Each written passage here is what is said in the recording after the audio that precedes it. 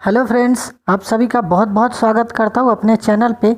और आज की वीडियो रेलवे की सीरीज की जीके सीरीज की दूसरी वीडियो है और इसकी हर एक वीडियो आपको मिलती रहेंगी, ठीक है। और इसके लिए करना क्या है कि आपको मेरे चैनल को सब्सक्राइब कर लेना है और उसके नोटिफिकेशन बेल आइकन को दबा लीजिएगा ताकि मेरे द्वारा डाले गए हर एक वीडियो की नोटिफिकेशन आपको प्रॉपर मिलती रहे और रोज़ दिन आप कुछ ना कुछ नया सीखते रहेंगे जो कि आपके एग्ज़ाम में सफल होने की गारंटी देता है। तो शुरू करते हैं आज की वीडियो। नाना साहेब की सेनापति जो बाद में पकड़े गए थे और उन्होंने अंग्रेजों ने फांसी पर लटका दिया था, तो वे कौन थे? तो वे तात्या टोपे थे। यानी नाना साहब का सेनापति जिसे अंग्रेजों ने पकड़ के फांसी पर लटका दिया था वे थे तात्या टोपे। बात करते हैं दूसरे प्रश्न की। चपाती और लाल गुलाब का संबंध किससे है?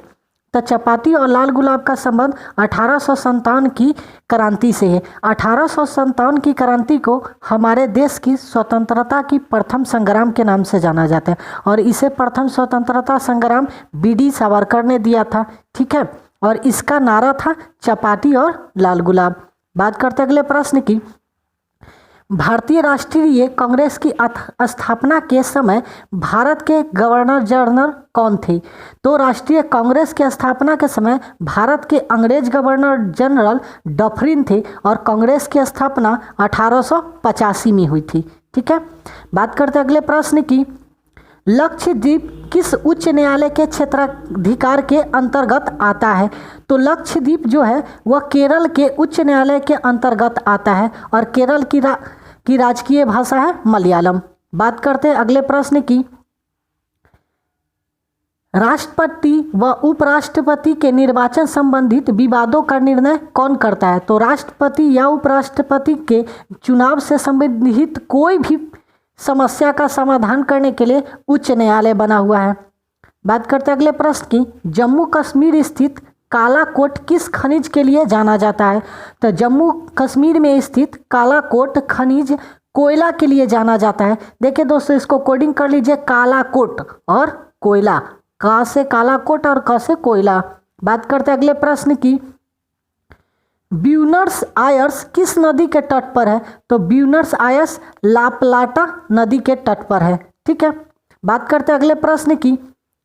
विश्व की सबसे बड़ी मैग्नीज खान मापा किस देश में स्थित है? तो यह ब्राजील में है और ब्राजील की राजधानी साओ पाउलो है और इसकी मुद्रा है रियल। मुद्रा क्या है? रियल। बात करते हैं अगले प्रश्न की। भारतीय स्वतंत्रता के बाद यानी कि भारत जब आज़ाद हो गया था उसके बाद प्रथम बार मुद्रा का अवमूल्यन कब किया गया? तो यह 1949 में किया गया और अभी तक हमारे देश में 3 बार भारतीय मुद्रा का अवमूल्यन हो चुका है। बात करते हैं अगले प्रश्न की। महाजन समिति का संबंध किससे है? तो चीनी उद्योग से संबंधित है महाजन समिति। बात करते हैं अगले प्रश्न की। डोलेक्स क्या है? तो डोलेक्स मुंबई का स्टॉक एक्सचेंज है, ठीक है। डोलेक्स क्या है? मुंबई का स्टॉक एक्सचेंज और मुंबई को हमारे देश की वित्तीय राजधानी भी कहते हैं। बात करते हैं अगले प्रश्न की। क्रांतिक ताप क्या है? तो वह ताप जिससे अधिक ताप पर गैसीय अवस्था में पदार्थ को कभी भी द्रवित नहीं किया जा सकता, वह क्रांतिक ताप कहलाता है। बात करते हैं अगले प्रश्न की। कांच की प्लेट पर पानी की एक छोटी बूंद या पारा वृत्ताकार क्यों हो जाता है? तो यह पारा या पानी की पृष्ठीय तनाव के कारण वह वृत्ताकार दिखाई देता है। बात करते हैं अगले प्रश्न की। 1 मोल इलेक्ट्रॉन के आवेश के परिणाम को क्या कहते हैं? तो इसको फैराडे कहते हैं। 1 मोल इलेक्ट्रॉन आवेश एक फैराडे कहलाता है, ठीक है। बात करते हैं अगले प्रश्न की। परमाणु क्रमांक की खोज किस प्रकार से हुई? तो जो परमाणु क्रमांक है इसकी खोज तत्वों पर तीव्रगामी इलेक्ट्रॉनों की बमबारी करके किया गया है। बात करते हैं अगले प्रश्न की। हाइड्रोजन के कितने समस्थानिक हैं? तो हाइड्रोजन के 3 समस्थानिक हैं, ठीक है। हाइड्रोजन के कितने समस्थानिक हैं? 3 समस्थानिक हैं। बात करते हैं अगले प्रश्न की। सर्वप्रथम किसने जीवों में प्लांट व एनिमल किंगडम में वर्गीकृत किया? तो इसे कार्ल लिनियस ने किया और इन्होंने ही द्विनाम पद्धति दिया था, जिसमें एक वस्तु का वैज्ञानिक नाम और एक जनरल नाम होता है। ठीक है, द्विनाम पद्धति भी किनकी देन है? कार्ल लिनियस की। बात करते हैं अगले प्रश्न की, लाइसोसोम का दूसरा नाम क्या है? तो लाइसोसोम का दूसरा नाम आत्महत्या की थैली है। आत्महत्या की थैली इसे इसलिए कहा जाता है क्योंकि जब इसका जो एक रस होता है, यानी कि इसका जो एक एसिड होता है, वो फट के और खुद ब खुद अंदर की कोशिकाओं को समाप्त करने का काम करता है, इसीलिए इसे आत्महत्या की थैली कहते थे और इसकी खोज डी डुबे ने किया था। ठीक है, आत्महत्या की थैली यानी लाइसोसोम का खोज डी डुबे ने किया था। बात करते हैं अगले प्रश्न की, बीनस फ्लाई ट्रैप किस प्रकार का पौधा है? तो यह मांसाहारी पौधा है। बीनस फ्लाई ट्रैप मांसाहारी पौधा है। हमारे देश के मेघालय में भी ऐसे पौधे पाए जाते हैं और मांसाहारी पौधे इसलिए वो कीटों का या कुछ छोटे छोटे जंतुओं का भक्षण करते हैं क्योंकि उनमें नाइट्रोजन की बहुत कमी होती है और वो उसको नाइट्रोजन की पूर्ति करने के लिए भक्षण करते हैं, यानी उसे खा जाते हैं। बात करते हैं अगले प्रश्न की, ब्लैक हीथ नामक स्थान इंग्लैंड के किस खेल के लिए प्रसिद्ध है? यानी ये ब्लैक हीथ स्थान इंग्लैंड में है, यह रग्बी के लिए फेमस है और इंग्लैंड में एक और स्टेडियम है लॉर्ड्स, ठीक है, वो क्रिकेट के लिए फेमस है। बात करते हैं अगले प्रश्न की, अर्जुन पुरस्कार से सम्मानित प्रथम महिला कौन थी? तो अर्जुन पुरस्कार से सम्मानित प्रथम महिला एम लम्सडेन थी, जिन्हें हॉकी में 1961 में अर्जुन पुरस्कार दिया गया था। ठीक है, बात करते हैं अगले प्रश्न की, एसेज शब्द किस खेल से जुड़े हुए हैं? तो यह क्रिकेट से जुड़ा हुआ है और ये एसेज जो है एक एसेज कप टूर्नामेंट होता है, यह इंग्लैंड और ऑस्ट्रेलिया के बीच ही होता है। सिर्फ यही दो देश के बीच एसेज कप खिला होता है जो क्रिकेट से संबंधित है। बात करते हैं अगले प्रश्न की, किस उच्च न्यायालय की प्रथम महिला मुख्य न्यायाधीश थी? यानी किस उच्च न्यायालय की प्रथम महिला मुख्य न्यायाधीश थी? तो न्यायमूर्ति लीला सेठ, और यह हिमाचल प्रदेश की प्रथम महिला मुख्य न्यायाधीश बनी थी।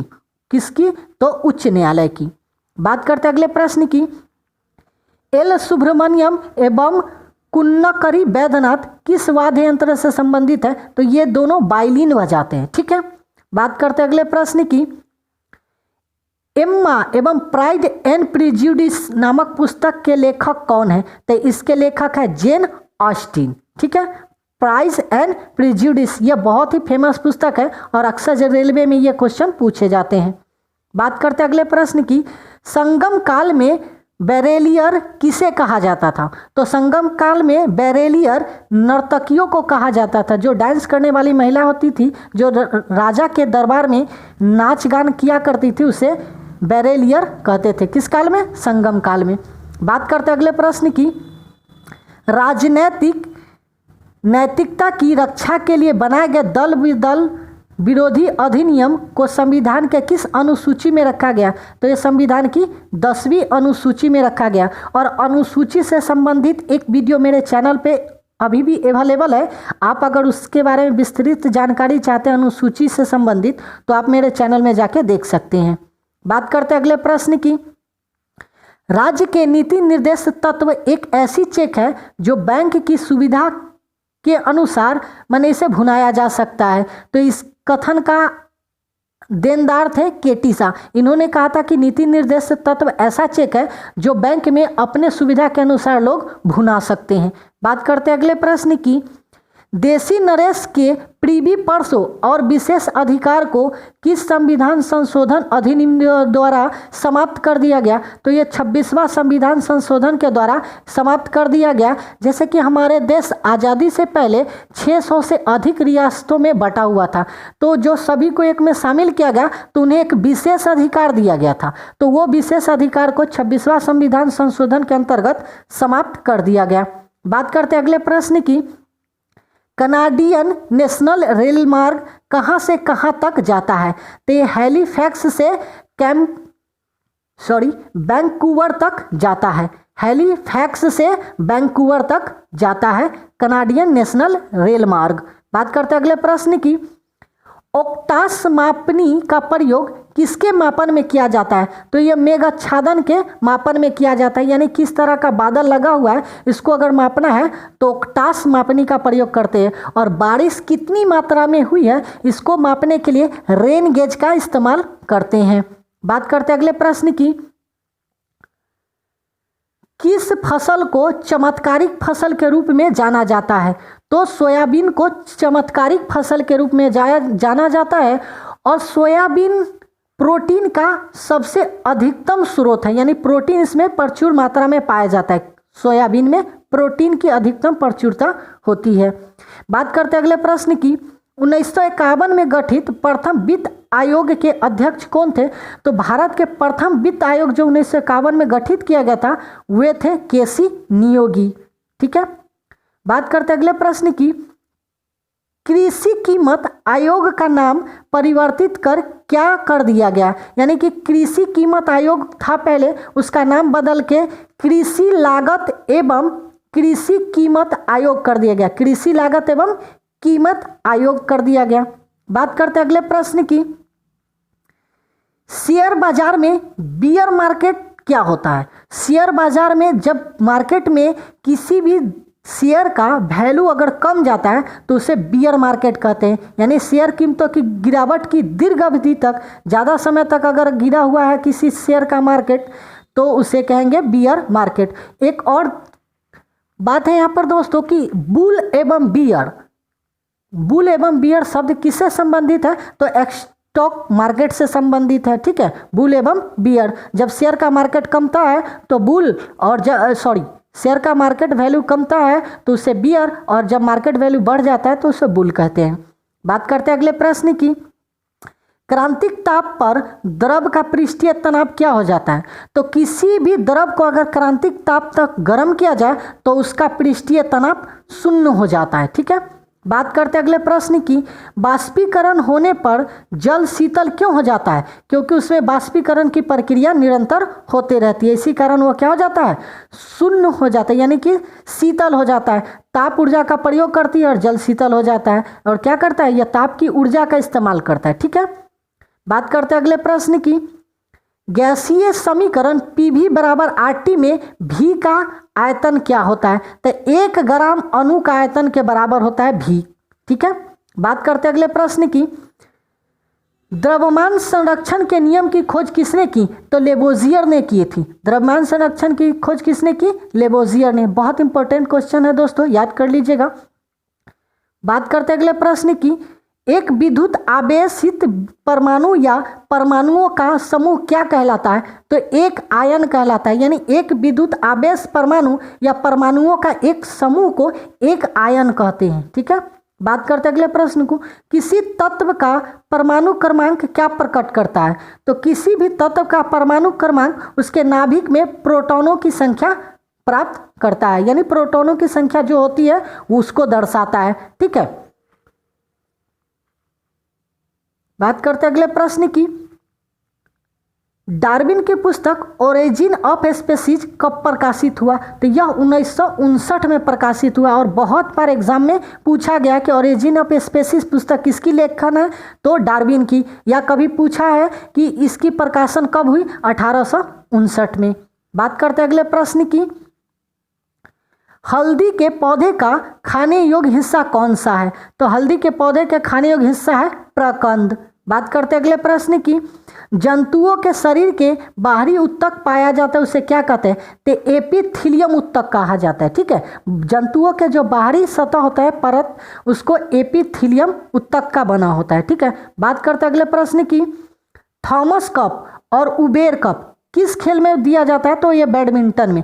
थॉमस कप पुरुषों के लिए और उबेर कप महिलाओं के लिए किस में दिया जाता है? तो बैडमिंटन में दिया जाता है। बात करते हैं अगले प्रश्न की, डिएगो मैराडोना किस खेल से संबंधित है? तो डिएगो मैराडोना फुटबॉल का एक फेमस खिलाड़ी है। ठीक है। बात करते हैं अगले प्रश्न की, ग्रैंड स्लैम शब्द किस खेल से जुड़ा हुआ है? तो टेनिस से जुड़ा हुआ है। ग्रैंड स्लैम किससे जुड़ा हुआ है? तो टेनिस खेल से जुड़ा हुआ है। और टेनिस खेल का जो स्थान होता है उसे कोर्ट कहते हैं और इसका फेमस है विंबलडन। ठीक है, विंबलडन ओपन। बात करते हैं अगले प्रश्न की, इंग्लैंड में गृह युद्ध कब हुआ था? तो इंग्लैंड में गृह युद्ध 1642 से 48 के बीच में हुआ था, जहां पर वहां पे खुद के जनता लोग सरकार के प्रति अराजकता फैला दी थी। ठीक है, बात करते हैं अगले प्रश्न की, मानचित्र पर किसी भी संदर्भ के बिंदु का क्रमिक माप लगातार प्रदर्शित करने वाली रेखा क्या कहलाती है? आइसोनोमल कहलाती है। ठीक है, बात करते हैं अगले प्रश्न की, फोल्केटिंग किस देश के संसद का नाम है? तो डेनमार्क के संसद का नाम है फोल्केटिंग। ठीक है, डेनमार्क के संसद का नाम है फोल्केटिंग, और डेनमार्क की राष्ट्रीय चिन्ह है, प्रतीक चिन्ह, समुद्र तट। बात करते हैं अगले प्रश्न की, पिकविक नामक पात्र चार्ल्स डिकेंस की किस रचना का पात्र है? तो पिकविक पेपर्स का है पिकविक नामक पात्र। ठीक है, बात करते हैं अगले प्रश्न की, महावीर स्वामी यति कब कहलाए? तो महावीर स्वामी घर त्यागने के बाद यति कहलाए। ठीक है, बात करते हैं अगले प्रश्न की, कहां पर अशोक के अभिलेख के निचले भाग में मयूर का चिन्ह अंकित है? तो लौरिया नंदगढ़ के अभिलेख स्तंभ जो है उस पे मयूर के चिन्ह अंकित है। बात करते हैं अगले प्रश्न की, बौद्ध धर्म ग्रहण करने वाली पहली महिला कौन थी? तो बौद्ध धर्म ग्रहण करने वाली पहली महिला थी गौतमी, और गौतमी गौतम बुद्ध की मौसी थी, जो उनके माता की मृत्यु के बाद उनका लालन पालन किए थे। बात करते अगले प्रश्न की, किस आंदोलन के दौरान तिलक ने प्रसिद्ध नारा दिया था, स्वराज हमारा जन्म सिद्ध अधिकार है और मैं इसे लेके रहूंगा? तो होम रूल लीग आंदोलन, इसके संस्थापक एनी बेसेंट और बाल गंगाधर तिलक थे। तो इसी युद्ध में कह सकते हैं एक तरह से आंदोलन, और इस आंदोलन में ही इन्होंने कहा था स्वराज हमारा जन्म सिद्ध अधिकार है और मैं इसे लेके रहूंगा। बात करते हैं अगले प्रश्न की, अभिनव भारत क्या है? तो अभिनव भारत एक क्रांतिकारी संगठन था जो गुप्त रूप से भारत में चलता था। ठीक है, जो अंग्रेजों के खिलाफ स्वतंत्रता संग्राम में शामिल हुआ करता था।